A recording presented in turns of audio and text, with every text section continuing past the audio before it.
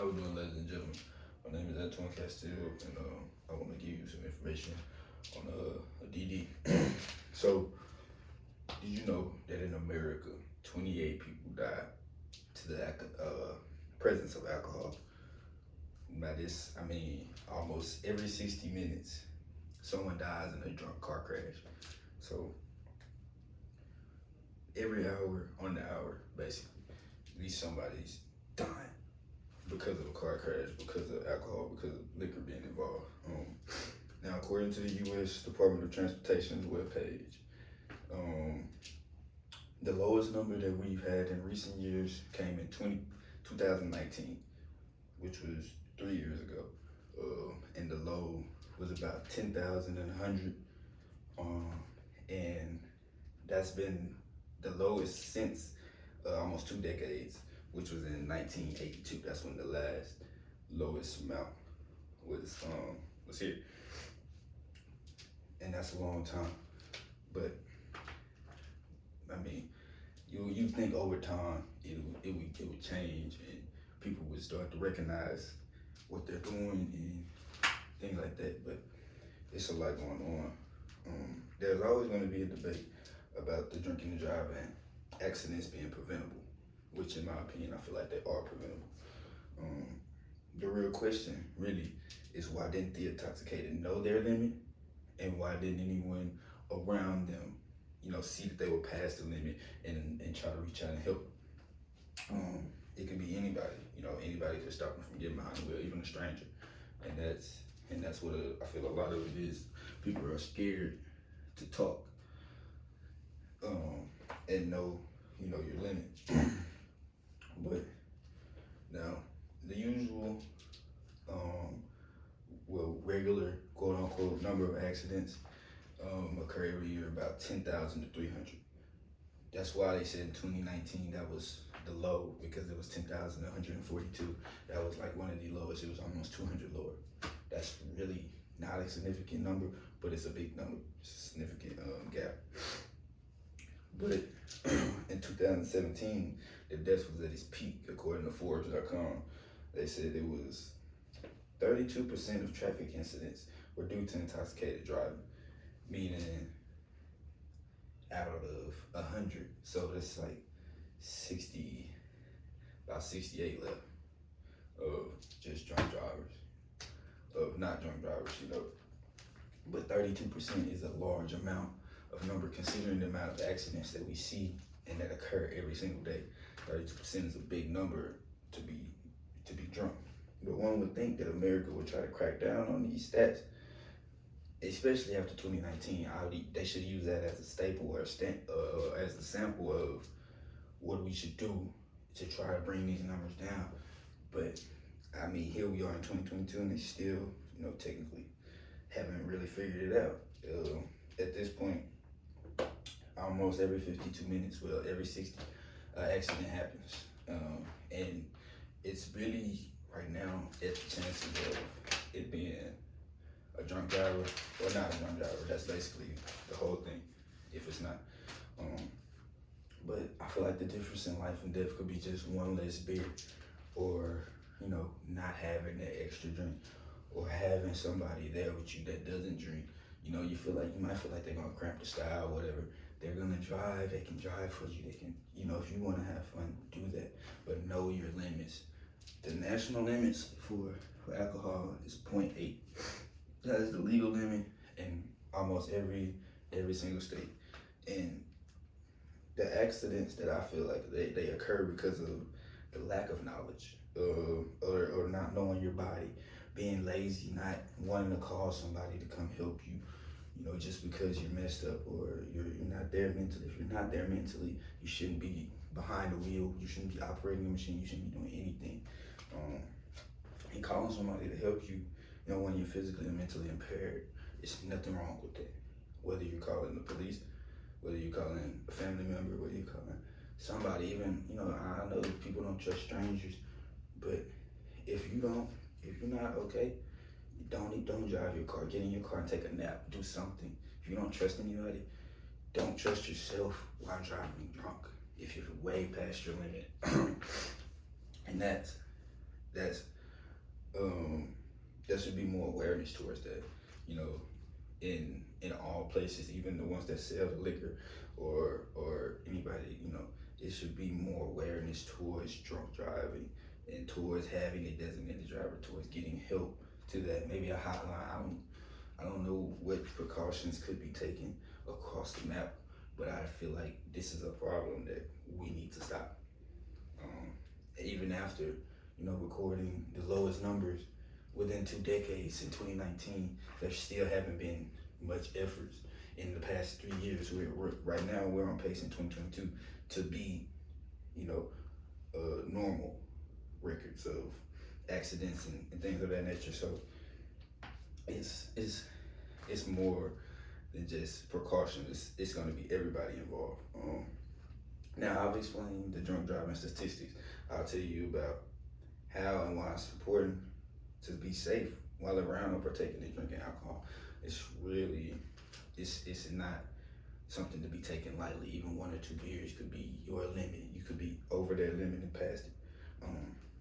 But just last year, an NFL player by the name of Henry Ruggs III, he was a young guy, about 21, 22. Not even if that, but he wasn't 24. I know that he was really young. He was in an accident that killed 2 people, a pregnant woman and the child she was bearing. And in this accident, Ruggs was completely over the legal limit. His limit was .161, which is 2 times over the limit, which you can see. And he could have called 911, like I said, but he was 2 times over the limit. And he was spotted on the camera going 120 miles per hour down the service street. There is no highway or any place in America that will allow you to drive 120 miles with no purpose at all. Not racing, not you just, you know, it's 2 or 3 in the morning and he's just going 120 down because he's not there. And he ran a stop sign and he hit a woman, ended up killing her. By him being 2 times over, you know, double the limit, that added on to his case and made it even worse. And with him being an NBA player, him being an NFL player, his case is still, you know, being processed, and they say that more than likely, you know, attempt to make a case out of him. We can see Mr. Rose, you see his numbers were like, you know, outrageous.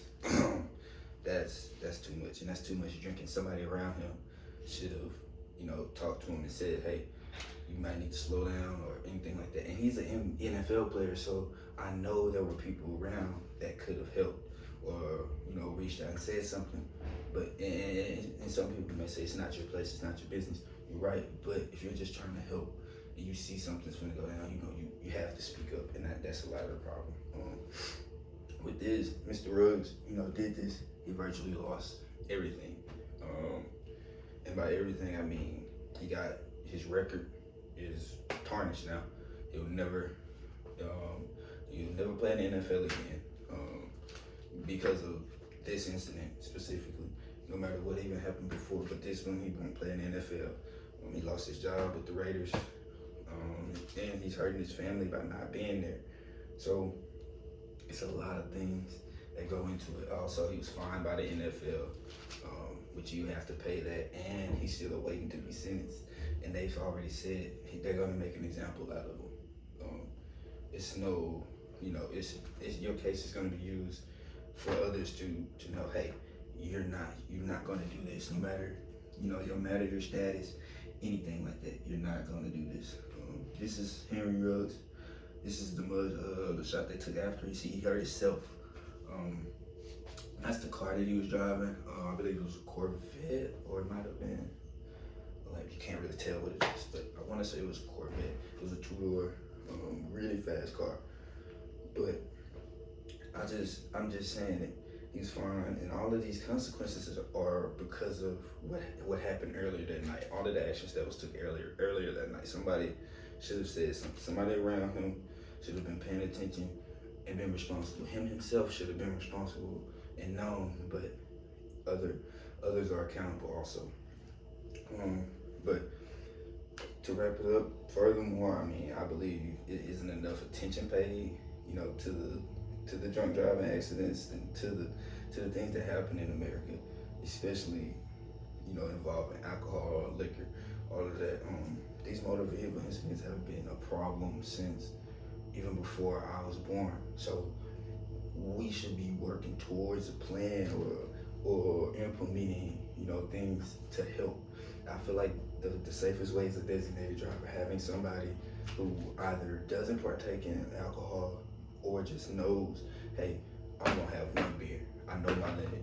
I can't have more than 2 beers. I can't have more than 3 beers. I really can't have more than half one. Somebody that knows, or somebody around you that's willing to call and help get the police. Somebody, I had all the numbers on here.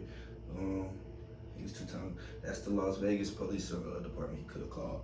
Regular police departments, your locals, 911. You can always dial those up and get some help. Here we're in Arkansas. We have SAU. Call Campus PD.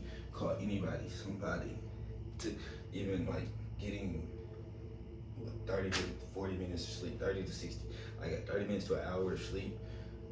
Something before you get behind the wheel while you're intoxicated, or just don't get behind the wheel at all, because I mean, you don't know what could happen, whose life you could take, and by you not getting behind the wheel, you never know whose life you could save, or if you're the designated driver, you're saving somebody, you're saving your friend, you're saving a stranger, you're saving somebody's life, you're saving somebody's life across. It's making a difference every single time you stop somebody from driving drunk.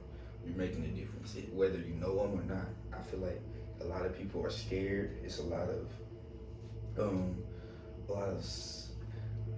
fears of people thinking, hey, I'm not minding my business. You're right. It might not be your business, but it's your business, because he could go hit your aunt. He can go hit your cousin. He can go hit somebody you know. Somebody could be hurt. Somebody could be really injured, and it could have been prevented because he might have left the club that you were at and you saw, and things like it's a lot that can go into it. I feel like the law enforcement has tried. It's not enough. We as people have to take up on ourselves. They're human just like we're human, and with this aspect, it's a thing of we have to take accountability along with them, and it's an effort that we all have to be a part of. If you see somebody drinking too much, tell them to slow down and stop it. Hey, or you driving home at night, try to be, don't be in, their business, but be concerned enough to help. That's all. That's really all I have. Protect you guys. I just want to protect everyone and keep everyone safe and cut these numbers down and get you a designated driver. If you feel like you want to go have fun and do what you do, have somebody that is going to, or do it yourself. Take the actions yourself to plan and know I'm not getting behind the wheel, even if I'm a little buzzed or I'm all the way gone.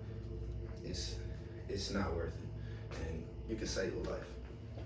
So get you some sleep, drink some water, really just stay away from alcohol. Know yourself, inform yourself on knowledge. Thank you.